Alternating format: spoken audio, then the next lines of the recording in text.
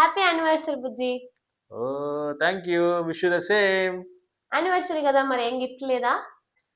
మనం యానివర్సరీకి ఎప్పుడు గిఫ్ట్ ఇచ్చుకోలే కదా మోని.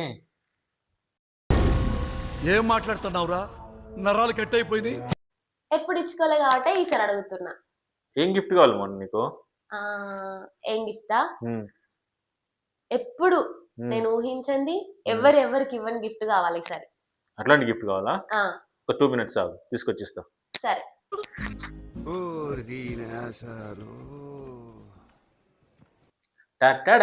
గిఫ్ట్ రెడీ మోని.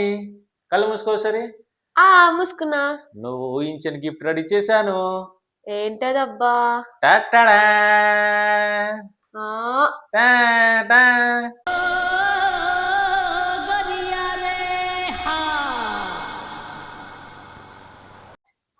చూసావా, ఇదే నీ గిఫ్ట్.